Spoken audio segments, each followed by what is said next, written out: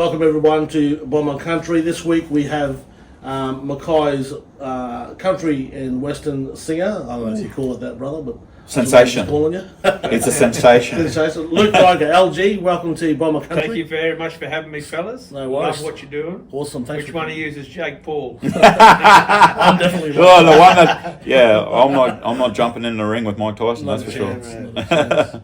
Yeah. So, how's it been going, brother? What's been happening It's been going in good, the world? mate. Yeah, going been, good. Yep, been going great. It's been probably the best start to a year that I've had in music for, I don't know, pre-COVID. Is that right? Yeah, so- How did you go through COVID? Like, what happened? Oh, steady. You know, it was like we had like a whole year. That first year had like a whole year of gigs booked. You know, the calendar was full, and then like once they sort of started shutting everything down, every week you just see, you know, another 5 would disappear, another 10 would disappear, and it was just like watching a year's worth of work. Just that flow-on effect, Yeah, it was sort of a bit depressing at first, but then, you know, you realise everyone was in the same boat, so it's not like you were just missing out on something that everyone else was doing. But it was a little bit depressing just to watch all that.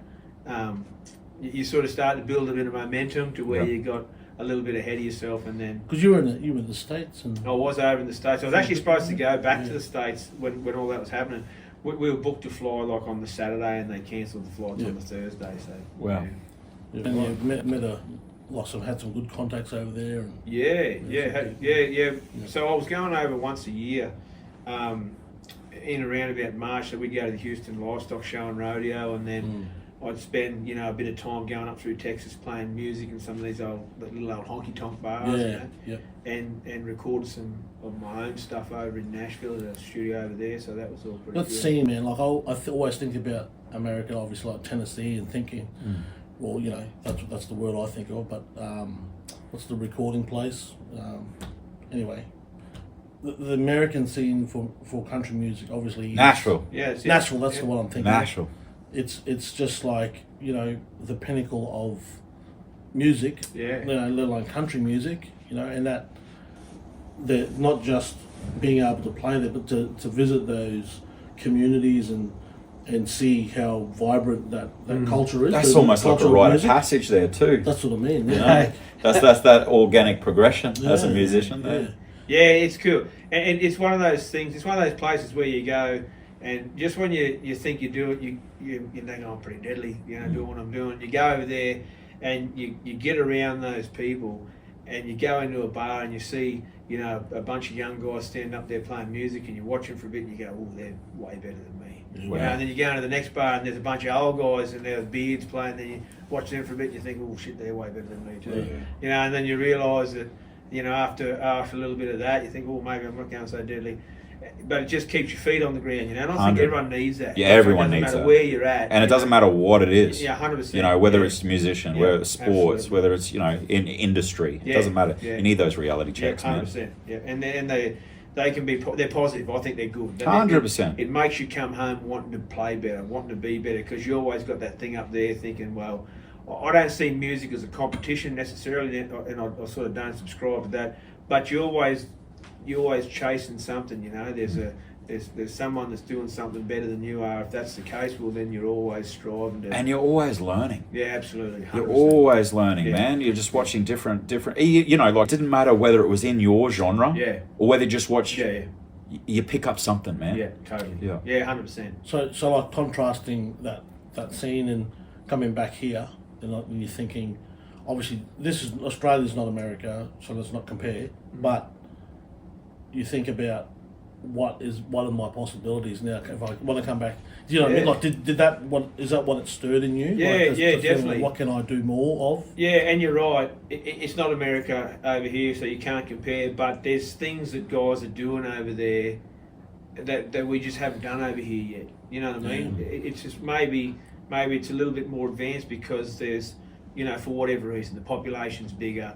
You know, there's more people doing it. But there are little things that I saw over there that you come back here and think it would be really cool to do something like that here. And it would work. Sometimes it would, you know. Yep. Sometimes it might not. But you don't know unless you have a crack at it. Yep. You know. But at least you've seen it, and you've got something to work towards. You know, and you think, well, you know, let's see there's 300 million people over here that are going nuts for this. Let's see if the people back over home will go nuts. And you think perhaps maybe, you know, like on the smaller front, like, you know, the community, like, you know, ours, for example, some of those things that you're seeing in the big smoke, could you like water down some of those things and bring it to our front here? Yeah, you know? 100%. Look, absolutely. Yeah. And it's just, you know, some of the things you see was just nothing more than just the way that people engage over there, or the way the bands get people engaged, you know, and how different it is. Over there, they play for tips only. Yeah, right. There you go. You go to those bars in Nashville, those guys in the band get like $25 a piece, plus whatever they make in tips. Yeah. You know, so it's got to be engaging. There's 200 bars to walk in the strip, you know, and people are just going back and forth. What are you going to do that's going to keep them right there? That's exactly right. Yeah. Is it? I'm walking in Memphis. Bourbon Street. Yeah, well, that's in. You know. Yeah, that's down in Louisiana, but. So same, right? With absolutely. Just so many venues. Yeah. You know, like we're lucky. What do we got? Like 1, 2, maybe 3 live music spots. Yeah. Over there, they got 7 in one block. Yeah, that's right. It's different. Yeah. You know, well, I guess that's the thing. Like, you know, you're talking about music venues, but then yourself now, like I noticed.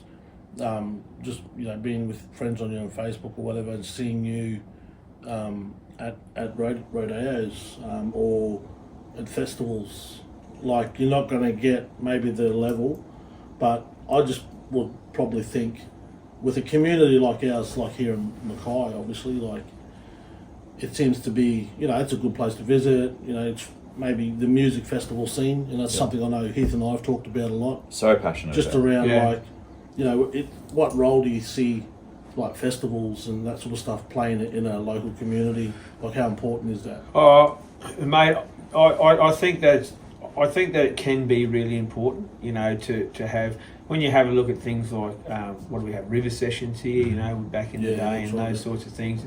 And more recently, we've had like the NQ's Rock and Country. You know, so there's I think there's been like festivals and opportunities. People are always thinking about, you know, what can we do to bring those music festivals, because you blokes know as well, because you played music, it brings people together, right? Music, and it doesn't. It can bring different demographics together, because they all enjoy the same thing. But yeah, I don't know. Mackay is one of those places that for whatever reason, I don't necessarily know why, but people don't always turn up. You know, maybe it's a. I don't want to upset anyone here. Maybe with the mining culture that we got around the place, people are used to, you know, getting things for nothing. You know, not everybody, a lot of people. I don't know. It seems weird to me that a festival like River Sessions or NQ's Rock and Country would fail as they have. You know, well, I say they fail. They're not what they sort of were expecting it to be. And at the same time, people will pay $1,200 to fly down to Melbourne and watch Taylor Swift. You know, but they won't spend $100 to drive out their drive. And let's itemise it. Like, you know, some of those festivals we've had around town, if you were to go and see those shows, just solo acts, you know, you're talking about in excess of like $2,000-3,000 worth of tickets for the one day of. So I was always dumbfounded by that. That's true, and that's, you know, that's one of the things. It's I think it's all about, in a community like this, everyone's got to turn up. You know, the people have got to turn up. The artists, the musicians have got to turn up. And give people, you know. What they're coming for. I kind of feel like in some ways the tide is changing though. I really do feel like Mackay now is having a culture of willing participants. So I feel like we're on the cusp of like introducing all these things, and I'm actually working every single time. Now I've been to shows here in Mackay where the acts turn up. We got good like venues, we got sensational stage, and we got a couple of hundred people in the crowd. And you're just like, wow, like that tanked hard. But I feel like people are understanding if, you know, I remember years ago when I think it was Listen, Esso come to town. Hey, it wasn't don't say years. Oh, come on, man. Come on. It feels, I tell you, yeah, I wish it was only like a couple of months ago. Huh? But I remember talking to people and they're like, oh, nah, I think I'll skip this one because I'm more of a Hilltop Hoods fan. Like, it falls in the same sort of genre, guys. Like Australian hip hop. They're coming to Mackay. You know, if you want to support these guys here, and everybody else says, "Oh, it worked. Let's go up to rural North Queensland." Yeah. We have willing participants there. It's gonna completely inspire a flow-on effect. Yeah, totally. You know, it's that build it and they will come mentality. Yeah, You know? and you would think so. It should be that way. 100%. It's supposed to be that way. You know, I remember talking about that same period of time back. We were playing music in venues in Mackay. Yeah. I mean, you couldn't go anywhere from Thursday to Sunday without walking into a venue where there was a live band playing. 100%. There was music everywhere. Yeah. There was people everywhere. Yeah. And all types. Yeah, absolutely. Like, you had your covers acts and that, but there was guys that would kick in a lucrative little market like in playing originals. Yeah, definitely. You know, I for one was in originals acts, and we were doing well. Yeah, and the people here. I think towns like Mackay, the population It fluctuates. or the demographic goes up and down with the mining. If coal's booming, there's more people here. If it's not booming, there's not so many people here. And thinking about like that, that point you're making around the fluctuation of the people, and obviously like work comes and goes, and mines open and shut, and whatever is happening economically. But you're talking about like 10, 20 years ago, there was a consistent support base, I would call it, of local business. Yeah. And that's what I'm saying is like, you go to America, again, I'm not trying to, apples and oranges, but how important is it for local business and for enterprises like your eateries or your pubs and clubs and that, how important is it for those sort of venues to be a part of what's happening in the music scene? Well, mate, I actually think that they dictate the whole. Couldn't agree scene, more. right? Yeah. So here's an interesting statistic that I found out the other day by chance as I was talking to a bloke in the airport who's tied up with one of the leagues clubs here in Mackay. Have a guess, right? And don't quote me on the numbers precisely, but have a guess. Disclaimer. We'll just put a disclaimer under this. Yeah. How much money do you reckon gets generated through poker machines in Mackay every month? Oh, jeez, that's completely out of my depth. I've got no idea. $50 million.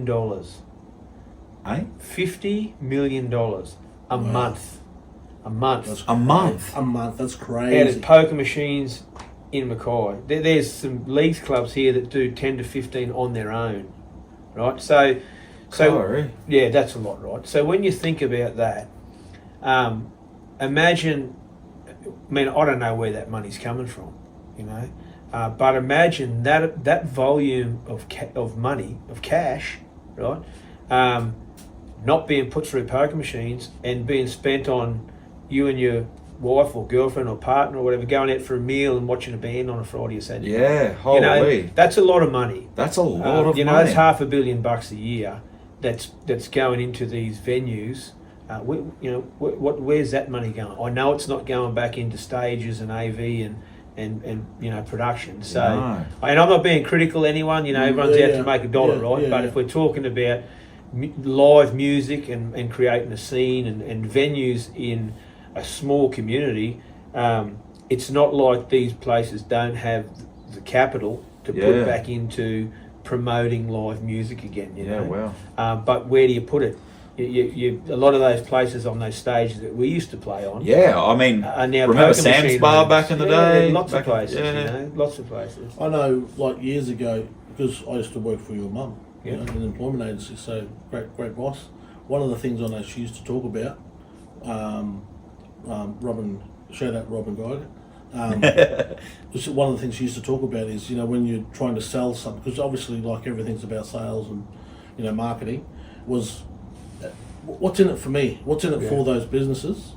When times are tough, man, it's hard. What's in it for them to get behind music, the Yeah. music scene. You know, what's in it for them? And I think that's probably a really hard question. You know, because getting staff, you know, like making sure that you got the right people in, yeah, and that if you're doing it in a restaurant, you've got the right menu or whatever it might be. You know, like that's what's massive. in it? Is there a component of, you know, like that maybe that there's an area that they haven't thought of, where if we have, you know, an attraction that that having music creates an environment almost like a, I don't know, like a greenhouse where things can flourish and they create, because music creates atmosphere. But I think You know what I'm saying? Yeah. I think there was a point there where it was the viability, you know, like, and I'd hate to, you know, it all comes down to money, but I remember being in some scenarios where, you know, you're trying to, you know, a 4 or 5 like member band, you know what I mean, and you got to distribute that money, that income from that Saturday night. So by the end of it, everyone's getting $50 or $100 each, you know, or do you turn around and play a DJ to press play on Nightlife, Yeah. Yeah. $100 Yeah. or you know what I mean? So Yeah. I think that was an issue there at one point as well. And that's, you know, when you're talking about that, it comes back to the community. It comes back. I feel like it comes back to the people that are running these venues, Yeah. because they have a choice. Yeah. They get to make the decision. You know, do we spend the money on getting live music in here to give create an atmosphere for people that it's going to cost us money to play that band, you Yeah. know, and then, you know, the money that those patrons will put across the bar, is that enough money to pay the band and to pay extra security and blah, blah, or do we just put a couple more poker machines in and let the money tick over? Yeah. You know, that I feel like that's what we're up against. The Whitlams sang about it like 20 years ago, Yeah, right? yeah, Blowing the yeah. pokies, that was their whole. That's what Yeah. they were getting at. They sort of saw it at 20 years before everyone else did. Yeah. Maybe down in the metros of Sydney and Melbourne, but here we are in these small communities now falling victim to the So same thing. speaking of small communities, like you know, you're talking about people that see these opportunities. Yeah, You've been out west a lot. yeah. What's happening out there for that to happen for you, like in the music scene? Obviously, there's rodeos going on and whatever. Yeah. Are there businesses getting involved there? Are there? Yeah. So one thing about that, that the small country towns, small country communities, that's all they've sort of got, you know. And I feel like the further remote you go, It's more emphasis. there is, because it's got nothing else. And they band together. Well, they do, Yeah, true. because True. because it's in everyone's best interest, right? So to give you an example, there's a place that we played the last 5, 6, 7 years, called the Alpha Races, right? So Alpha's this little tiny town out west, population of, shout out to everyone in Alpha, maybe 60 people, I don't know, 70 Yeah, right. people. The first year we went out, I think they had nearly 6,000 people to the race day. Wow. Yeah, Where do okay. they come from? They come from everywhere. Yeah. They camp, and there's sponsorships and local businesses, you know, within the region, you know, put up money for that day to happen, and they got a great community-minded guys that are trying to put on something good for that community. Yeah. Mount Isa is another place out there in the northwest that's been really kind to me in the last, 5 or 6 years, because same thing, they got. Everybody's remote out there. Everyone's out there for whatever reason, whether it's work or they run a business out there. They have great rodeos out there. They have a great country following for events, you know, and they have excellent community support financially. You know, they get grants, they get different things, and they use that money to bring people together from out, the outstations and other parts of town, tourism. So I don't know. I'm not saying anyone does it better or worse necessarily, but definitely there's the incentives out there for those guys, as opposed to in here, which just, we just sometimes get caught in that rut, I think, in Mackay. We just exist. We go to work, we come home, we go to Early Beach for the weekend, we come back, we go fishing. Yeah. It's one of those places. And that I think, like, the important thing too is, I think perhaps you need to sort of reset and not take things for granted. Oh, You know what I mean? And especially when you're in those, like, removed locations. Yeah. Like, I remember as a kid, I lived in a really small community at one point up North Queensland. I up Tully, actually, like inland from Tully. There was like a little township that sort of worked in and around a hydropower station up there. Shout out to Tully. And it was one of those things where we didn't get much, but whatever it was, the whole township was involved. Yeah.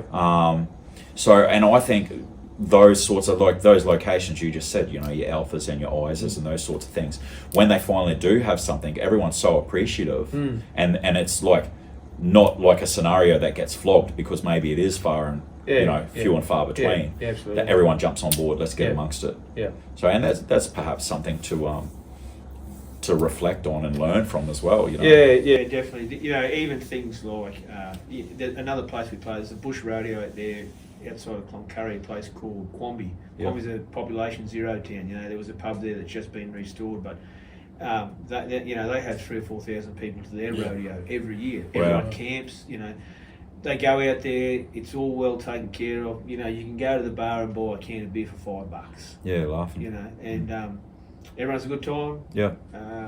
Everyone camps. You know, everyone hangs out. The community gets together from all over the place. Yeah, love it. And we just, I don't know, we don't have we don't have a lot of that here. You know, you can't go to the showgrounds and pay $5 for a beer. You know, or you go somewhere and camp because you can't have a couple of beers and drive home. I don't know what it is. You know, no one wants to go out. Evidently, some of the feedback I get is, I'd love to come down and watch you play in town, but you know, me and my wife buy a drink, that's $40. Yeah. You know, that's half the price of what it cost them to get in. Yeah. You know, so I guess everyone's a little bit different. You know, what's important to you. Some people just turn up and listen to the music anyway.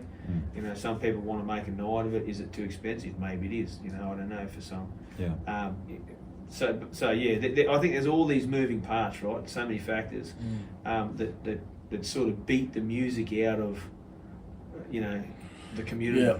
And perhaps the main purpose of it as well, which ultimately is to bring the community together. Yeah, and that's the key. Is like the community is the reason for the music, right? So if you don't have an audience, you don't have music. So it's, well, you can, but I mean, when it's talking about a local scene, like the opportunity, as you say, to do that locally is probably harder because it's just different desires that people have here as opposed to out there. So I guess thinking about the next generation, what advice would you have for upcoming artists, young people that, you know, want to get into country music, want to, especially considering the difficulties, what social media is a big one. I know for you, I know that you use that, but what sort of things do they need to be aware of to help them get to some sort of level of recognition? I think one of the most important things is, I think there's a couple of things. So, number one, if you're going to play music in any capacity, first of all, I think you need to work out within yourself who you are and what sort of music that you want to play in here, you know, because we talked about it earlier. People in this world are just looking for authenticity, right? They just want anything that's authentic. Yeah. Okay, it's like if I was standing up there trying to rap, I don't think anyone's going to spend their money to come. So off camera, the lad can rap. Right? Yeah. But so that's the main thing. Number one is, you know, work out what music is authentic to you, because if you're going to try and sell a product, because at the end of the day that's what you're doing, you're selling a product for people to want to buy or come and listen to. It's got to be authentic. People know if it's not, and they won't come back. They'll see straight through it. Yeah. Because if people are going to, take the time to get dressed and go out and spend their money, they want to feel something when they go out there. Yeah. Right? So work on that first and foremost. And then the other thing is, you've got to know what you're worth. Yeah. You've got to know. So, if you're just starting out and you learned to play the guitar 6 months ago and you know a few songs and you want to go out there and set the world on fire, that's great. But if you go and tell a venue that, I need $1,000, they're probably not going to give you a go. No. It's or you're going to burn your bridge when they realise you're not a $1,000 artist. Now on the flip side of that, when you've put some miles on the road and you've played those 200 or 300 gigs to empty venues, and sometimes it's been just to the bar staff, that's a bit of character building. and you start working out what works for you and what doesn't, and you get that momentum and you build a following and you're going back and people are coming and you're building a community of fans that want to listen to that music, then you still got to know what you're worth. Okay? Yeah. Because you can't give that away for $200 or $300 bucks. Yeah. Because then that kills it for everybody. Yeah. Yeah. You know, why am I going to give you a start for $200 when I just got that guy for $200? You know, so it's like the music business, in my opinion, is not unlike any other industry. You know, it's not you're not in competition with each other. You're working with each other, but you're just at different levels at different times, depending on good point. Depending on how long you've been in it or what you're in it for. Yeah, you know? yeah, 100%. So individuals like in the community who see that young person, you know, out there, like, what would you say to people out there? Like, you know, people need to turn up to these things. Yeah. Give some advice to people about the music scene, the importance of it. Like, why should they turn up? Because it's for you guys, right? So you know, an artist is gonna perform because that's what it's in them. You have to, or you go crazy, right? If that's what's in you, you got to do it. Yeah. If you like live music or you like someone's music in particular, the only way that you can support them is by actually going and supporting them, right? You can buy a cap if they're selling caps, or you can play their song on your Spotify or whatever, and you know.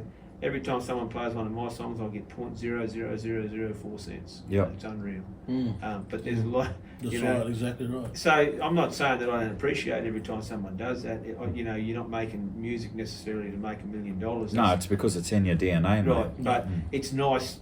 It's nice to know that people are listening and wanting to play. Yeah. But if you want to support live music in your community and you want to get behind young boys and girls that are coming up through into the industry, maybe instead of putting that next 50 into that poker machine, stick it back in your pocket and go out and buy 2 beers watching that young fella play on Spotify. Get back to that grassroots level. Night, you know? Put some people in front of these guys that are out there trying to do it. You know, it's about that sense of community, isn't it? Yeah, absolutely. And if you turn up for them, they'll turn up for you every time. Yeah. Well, Luke Geiger Live.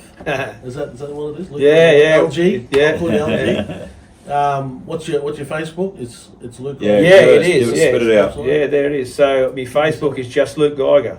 Luke Geiger. It's got a picture like that on it. Yeah, with beautiful. the cowboy riding the guitar. And on the Instagram, it's Luke Geiger Live. Awesome. Thanks for coming, brother. Thank you very much for having us. It's been a pleasure. Good chat.